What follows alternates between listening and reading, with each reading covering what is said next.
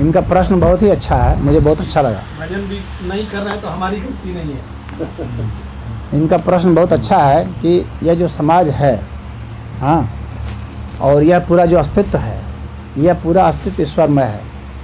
वासुदेवः सर्वमिति स महात्मा सुदुर्लभः, भगवान कृष्ण ने गीता में कहा है कि यहाँ पर जो कुछ भी है वासुदेव ही है। राक्षस भी जो हैं वो वासुदेव ही, वो भी ईश्वर ही। असुर जो हैं वे भी ईश्वर हैं, और ईश्वर तो ईश्वर है ही, और मनुष्य भी ईश्वर है, यानी ईश्वर के सिवा कुछ भी नहीं है। तो इनका जो प्रश्न है वो यही है, बहुत बढ़िया प्रश्न है कि जो कुछ भी कर रहे हैं आप, चूँकि सब ईश्वर ही कराते हैं, ईश्वर ही करते हैं, ईश्वर ही सब कर रहे हैं, ईश्वर ही सब है ही, हाँ। तो फिर यदि कोई वो कर रहा है, उत्पात कर रहा है, कोई दुख भोग रहा है, तो उसमें बुराई क्या है? ऐसा ही आपका मतलब था ना कि नहीं कर रहा है तो उसकी हाँ, गलती कहाँ है? उसमें उसकी गलती कहाँ है?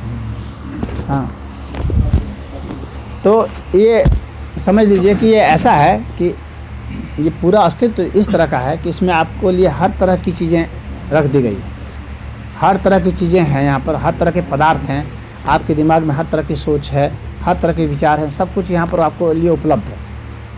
अब उसमें से हर एक के साथ, एक के साथ दूसरा रिएक्शन, क्रिया और प्रतिक्रिया सबके साथ नहीं थे, यानी एक संविधान है। जैसे कि किसी चीज़ को किसी चीज़ से मिलाया जाएगा तो उसका एक यह चीज़ बनेगा, ऐसा यहाँ पर फार्मूला है, उससे वही बनता है। तो यहाँ हर चीज़ उपलब्ध है, उसको आपको किसको सेलेक्ट करना है। जैसे कि मान लीजिए कि यहाँ पर जहर भी है, आप चाहें तो आपके पास विकल्प है, आप जहर भी ले सकते हैं, उसको खा सकते हैं, खा के मर सकते हैं, इसमें कोई वह नहीं है। और यहाँ पर जो है फल भी है, उसको भी खा करके अपना शरीर को वो कर सकते हैं, आगे बढ़ा सकते हैं। तो यहाँ सबके पास पूरा चॉइस है, आप जो चाहें चुनिए और उसके हिसाब से अपने गति को आगे दीजिए। आपकी गति तो आगे बढ़ेगी ही बढ़ेगी, हर स्थिति में बढ़ेगी। आप चाहे जहर खा करके बढ़ाएंगे तो बढ़ेगी, अन्न खा के बढ़ाएंगे तो बढ़ेगी, फल खा के बढ़ाएंगे तो बढ़ेगी, मांस खा के बढ़ाएंगे तो बढ़ेगी, वो गति तो आपकी बढ़ेगी बढ़ेगी। उसी तरह से हर पदार्थ जो है अपने में गति कर रहा है। तो यहाँ आप जो भी कर्म कर रहे हैं तो उससे जो है इस अस्तित्व में तो कोई बहुत फ़र्क नहीं पड़ने वाला है, पूरे समग्र अस्तित्व में। लेकिन आपके ऊपर क्या फ़र्क पड़ेगा ये आपको देखना है और अपना जांचना है। आपको क्या चीज़ चाहिए, क्या बेहतर है आपके लिए, ये आपको सोचना है। यदि आपने अभी दुख नहीं भोगा है पर्याप्त, दुख का आपको अनुभव करना है, हाँ, योग की भाषा में एक तप होता है, तप नाम की एक चीज़ होती है। तप का अर्थ होता है कि जानबूझ करके दुख को मोल लेना, इसलिए क्योंकि हम महसूस कर सकें कि दुख क्या है और इसके परिणाम क्या हैं, और हमारा मन इसके साथ कैसी क्रिया प्रतिक्रिया करता है, उसको तप कहा जाता है। जैसे भगवान बुद्ध ने बहुत तप किया, हाँ, नंगे भी रहे, मैल पूरा शरीर में जमा लिया, हाँ, टट्टी भी खाए, गोबर भी खाए, मूत भी पिए। बहुत लोग ऐसा करते हैं, वे क्या है, वे सब दुख है अपने में करना। तो यहाँ पर गोबर भी आप खा सकते हैं गोबर, लेकिन गोबर खाने के जो परिणाम होते हैं वो आपको मिलेंगे, जैसे भी हैं, अच्छे बुरे जो भी हैं, तो आप खाएंगे तभी ना मिलेगा। तो आपके पास पूरा विकल्प है, आप चाहें तो बिल्कुल ही अत्याचार जुल्म में भी जा सकते हैं, लेकिन अत्याचार जुल्म में जाने के जो परिणाम है वो उसको भी आपको समझ लेना चाहिए कि वही आपको मिलेंगे। यदि आप सोचें कि हम खाएं तो जहर और परिणाम मिले अमृत का, तो ऐसा नहीं होता है, समझ गए। जो आप खाएंगे उसके हिसाब से ही आपको परिणाम आ जाएंगे, समझ गए। तो आप स्वतंत्र तो हैं कुछ भी करने के लिए, आप चाहें तो गाना गा के किसी को प्रसन्न कर सकते हैं, चाहे तो गाली दे के किसी को नाराज़ कर सकते हैं, ये आपके ऊपर है। और गाली दे देंगे तो उधर से प्रत्युत्तर में गाली मिलेगा, ये भी आपको समझ लेना चाहिए कि उसका रिएक्शन ऐसा ही होता है। और फिर आप अगर उसको मारेंगे तो वो भी मारेगा, हाँ। तो उसका जो परिणाम होगा उसके लिए भी आपको तैयार होना चाहिए। अगर आप उसके लिए परिणाम के लिए तैयार हैं तो it is good for you, हाँ। तो आप अपना एंजॉय कीजिए, उसको, उसी को एंजॉय कीजिए, कर सकते हैं, और उसके परिणाम आपको आएंगे, तो ऐसे कर सकते हैं। सब लोग स्वतंत्र हैं, क्योंकि हर व्यक्ति अपने विकास के अलग अलग दौर पर है। आपका माइंड अभी अगर उस सेट पर है कि मुझे यह चीज़ अभी नहीं मिला है, मैं इस चीज़ को भोगना चाहता हूँ, इस चीज़ को जानना चाहता हूँ, तो आप प्रयोग कर सकते हैं, करके उसके परिणाम को भोगेंगे।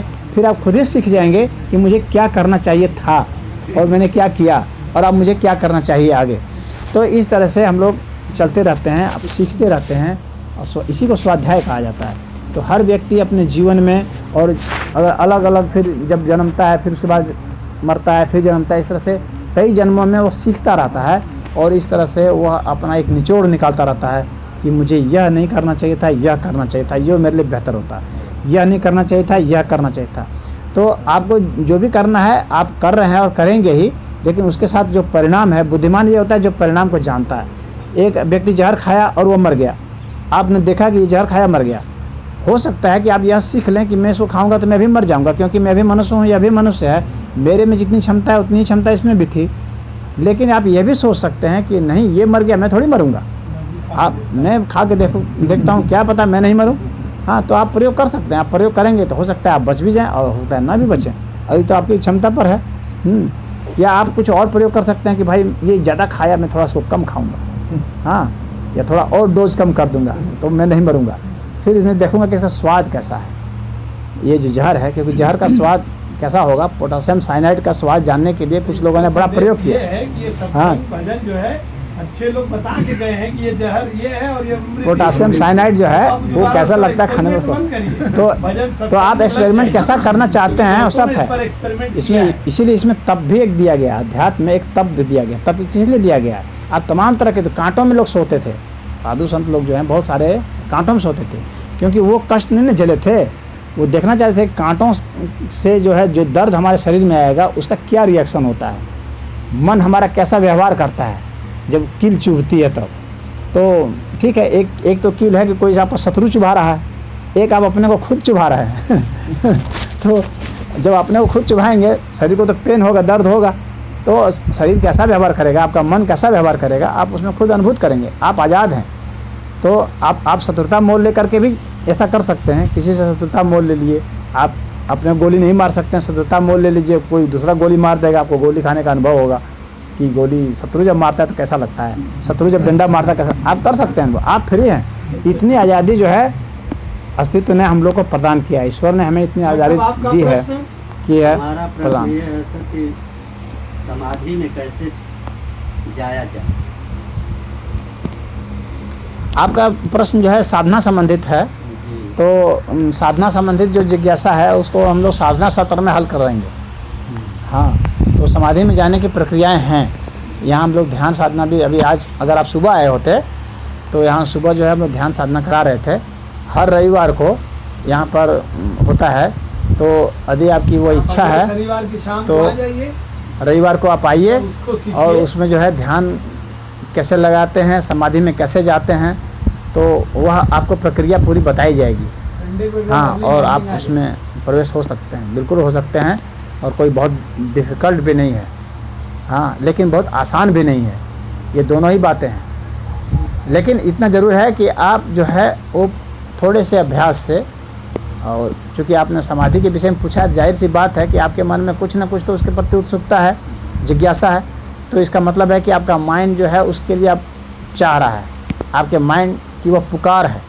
जब आपके मस्तिष्क की वह पुकार होगी ना, तो निश्चित जानिए आज नहीं तो कल, कल नहीं तो परसों आप हाजिर होंगे उसके लिए, क्योंकि अब आपका माइंड जो है वो उसके लिए बेचैन हो जाएगा, क्योंकि जिस चीज़ को उसने अनुभव नहीं किया है उस चीज़ को अनुभव करना चाहता है।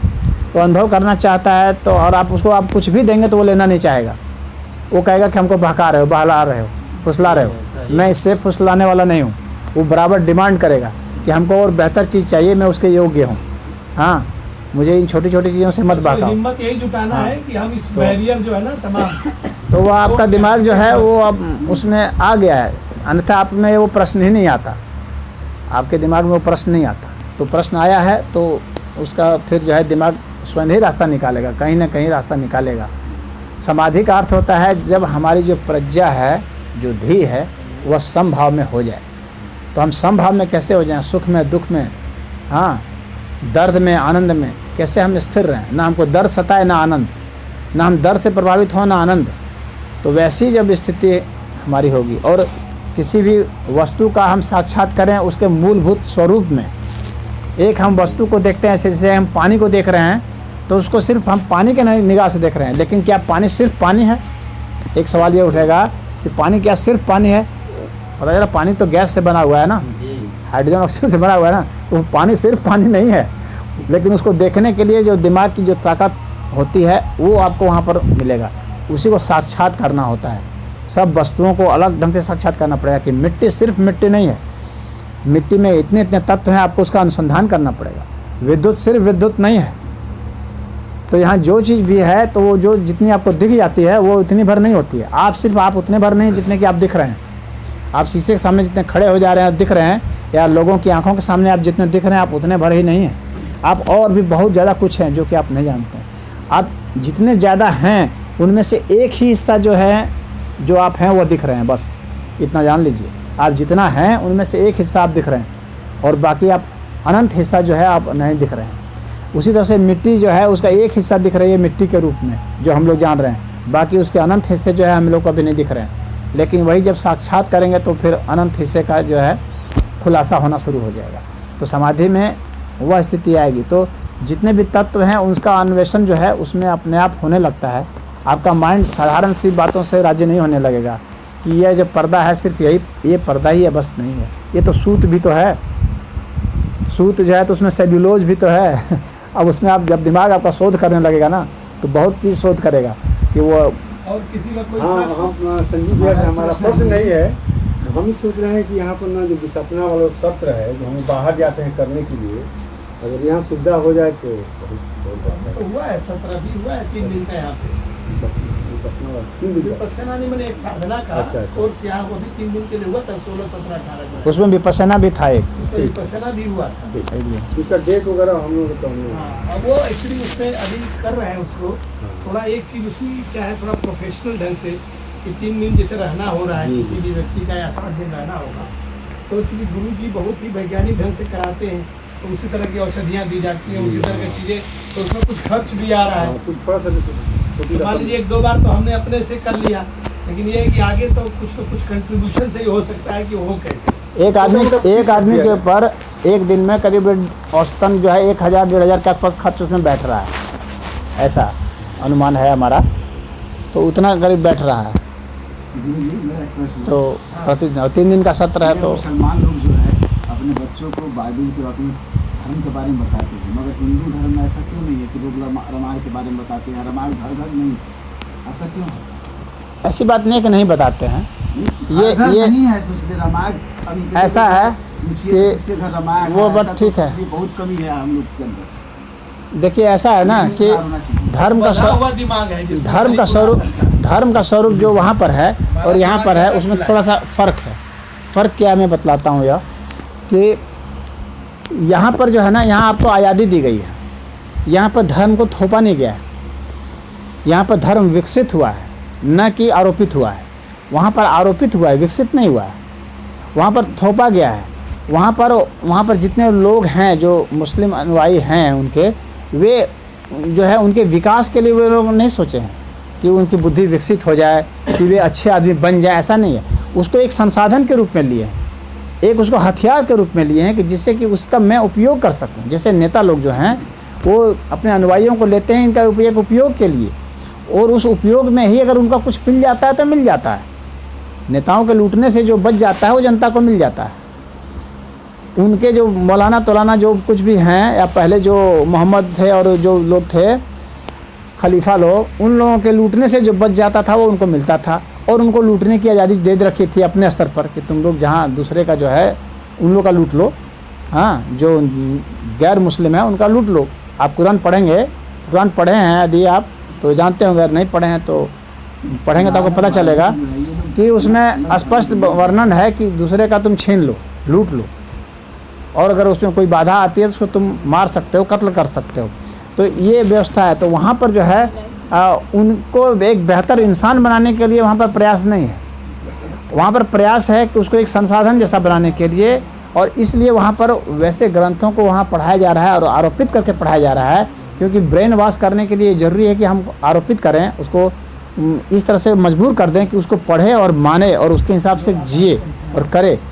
यहाँ पर ऐसा नहीं है। यहाँ पर क्या है कि यहाँ पर स्वतंत्रता दी गई। आपके पास 50 तरह के ग्रंथ हैं, आपको जो मर्जी, आपको रामायण अच्छा नहीं लगता है मत पढ़िए, गीता पढ़िए, गीता अच्छा नहीं लगता है मत पढ़िए, आपको कुछ भी अच्छा नहीं लगता कुछ मत पढ़िए, आपका जीवन आपको सिखाएगा। आप सत्संग सुनिए, यहाँ पर आपको पूरी आज़ादी दी गई है कि आप अपने जीवन को कैसे बेहतर बना सकते हैं। आप अपने तरीके से भी सोच सकते हैं, न कि सिर्फ उनके तरीके से जिन्होंने अपने जीवन को जिया है, सोचा है, लिखा है किताब। यानी तुलसीदास जी के हिसाब से और वाल्मीकि जी के हिसाब से ही आपको नहीं सोचना है, आपको अपने हिसाब से भी सोचना है। यहाँ पर ऐसी आज़ादी है, वहाँ पर ऐसी आज़ादी नहीं है। जैसा मोहम्मद ने सोचा वैसा ही तुम सोचोगे, दूसरा सोचोगे तो मार दिए जाओगे। वहाँ पर ऐसा सिस्टम है। तो हम लोग उनके नक्शे कदम पर नहीं चल सकते। हाँ, आपकी बात यह है कि उनको हम सर्वसुलभ करा सकते हैं, अगर हमारे पास इतने संसाधन हैं तो हम करा सकते हैं, या उनको प्रेरित कर सकते हैं कि आप पढ़ के देखिए, अच्छी बात मिलेगी। लेकिन अगर अगला व्यक्ति तैयार है कि नहीं मुझे ख़राब बात ही करना है, हाँ, तो यहाँ पर उसको फोर्स करने की व्यवस्था नहीं है। यहाँ ऐसा नहीं है। इस्लाम में ऐसा है कि यदि कोई मुस्लिम नहीं पढ़ता है कुरान, नहीं नमाज़ पढ़ता है, नहीं मानता है, तो उसके माँ बाप और उसके पड़ोसी की और वहाँ के मौलानाओं की, मौलवी की जिम्मेवारी होती है कि उसको ज़बरदस्ती पढ़ाए। नहीं मानता तो उसको मारे, और नहीं मानता तो उसका कत्ल भी कर दे। उसके घर वालों से उसका कत्ल करवाते हैं, आपको पता नहीं है, वो वहाँ पर सिस्टम है। तो उस सिस्टम को हम लोग यहाँ लागू नहीं कर सकते ना। जो गलत व्यवस्था है उसको हम लोग लागू नहीं कर सकते। गलत के संदर्भ में हम लोग जो है आगे चल सकते हैं, उसको हम लोग रोक सकते हैं। वैसे हमारे यहाँ जो पैदा होने से लेकर मरने तक धर्म ही चलता है, खाते हाँ। पीते रहते, इसलिए हमारा खुला आसमान धर्म कोई थोपा नहीं जाता। यहाँ थोपा नहीं जाता, यहाँ बच्चा आपको पैदा होता बताया है जाता धर्म है। के अनुसार ही सारा काम होता है, बढ़ता है, फलता फूलता है, कहीं जाना होता है, पूरी गीता भी धर्म के ही अनुसार होता है। भगवान कृष्ण ने, जो भगवान थे, उन्होंने पूरी गीता बाँची अर्जुन को, और बाँचने के बाद यह नहीं कहा कि तुम इसको बांध लो, कहा कि यथेच्छसि तथा करो, जैसी तुम्हारी इच्छा है वह करो। देखिए इतनी आज़ादी, वह आज़ादी जरूरी है। हम आपको सुना दें और सुनाने के बाद फिर आपको कहें कि आपकी जो इच्छा वह कीजिए, तो वह जो है आपके दिमाग स्वतंत्र रहेगा, आपका दिमाग कई आयामों में सोचेगा। और यदि हम कहें कि जैसा मैंने कहा वैसा ही तुमको मानना है, नहीं तो तुमको बहुत मार लगेगी हाँ, और तुम्हारा कत्ल भी किया जा सकता है, तो आपके भीतर में एक डर बैठ जाएगा, समझ रहे हैं। और आपका बस चलेगा तो आप विद्रोह करेंगे, नहीं बस चलेगा तो आप सरेंडर कर जाएंगे। तो वहाँ पर जितने मुस्लिम लोग हैं ना, वे सब डरे हुए बेचारे लोग हैं, उनके पर दया करनी चाहिए। वे मुस्लिम जो हैं वे दया के पात्र हैं, वे मौलानाओं के गुलाम हो चुके हैं, और वो ऐसे गुलाम हो गए हैं कि वे विरोध में भी नहीं बोल पा रहे हैं, क्योंकि वे जो अन्य मुस्लिम है वे ही मार देंगे उसको। यानी उसमें से कोई भी किसी को मार सकता है। वो एक तरह से, एक मैं एक फिल्म देख रहा था, उस फिल्म में इसी तरह का एक गेम जैसा था, और ये पूरा जो आपको इस्लामिक स्टोरी जो आप बता रहे हैं ना, वैसे ही स्टोरी की कहानी है उसमें एक तरह से। तो कोई भी उसमें से किसी को कभी भी मार सकता है, और कोई किसी को कभी भी सहयोग दे सकता है। तो वैसी स्थिति वहाँ पर कर दी गई थी। तो आप समझ रहे हैं बात को। यहाँ पर हम लोग उसको लागू नहीं कर सकते, और वो एक सभ्य समाज के लिए सही चीज़ नहीं है कि जिसमें कि हम किसी को फोर्स करें। हम स्वतंत्र किसी को छोड़ें कि वो बेहतर से बेहतर सोच सके, बड़ा से बड़ा सोच सके, ज़्यादा से ज़्यादा सोच सके, अच्छा से अच्छा सोच सके, और जल्दी से जल्दी सोच सके। और वहाँ पर तो सोचने की पाबंदी है। तुम सोचोगे तो सिर्फ इसी के लाइन में सोचोगे, कुरान के ही लाइन में सोचोगे।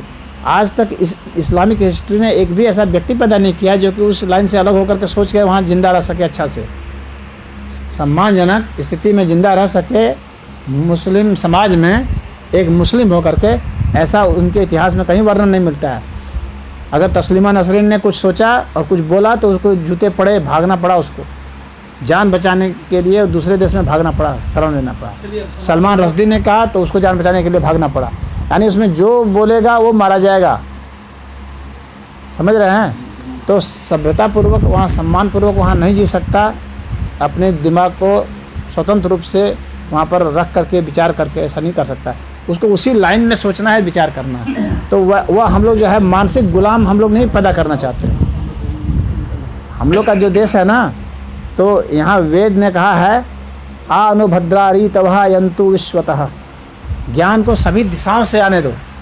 और कहा है कृणवंतो विश्वमार्यम, पूरे विश्व को श्रेष्ठ बनाओ, बेहतर बनाओ, अच्छा बनाओ। यहाँ हम लोग मानसिक गुलाम नहीं बना रहे हैं, और वहाँ मानसिक गुलामी है। ईसाइयत में मानसिक गुलामी है उससे कम, और इस्लाम में तो सबसे ज़्यादा गुलामी है। तो वहाँ पर कुरान एक एक घर में पहुँचा दिया गया, गुलाम बनाना उनका उद्देश्य, इसलिए पहुँचा गया।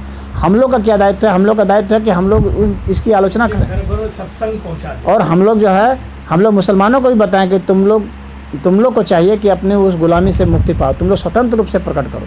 ठीक है, अगर कुरान में तुमको कोई बात अच्छी लगती है तो उसको कहो, लेकिन जो बुरी लगती है उसको भी कह दो। इतनी आज़ादी तुम लोग अपने में हासिल करो, और उसके लिए मौलाना से तुम लोग को लड़ना पड़ेगा। ऐसे नहीं मिलेगी, फ्री की आज़ादी नहीं मिलती है।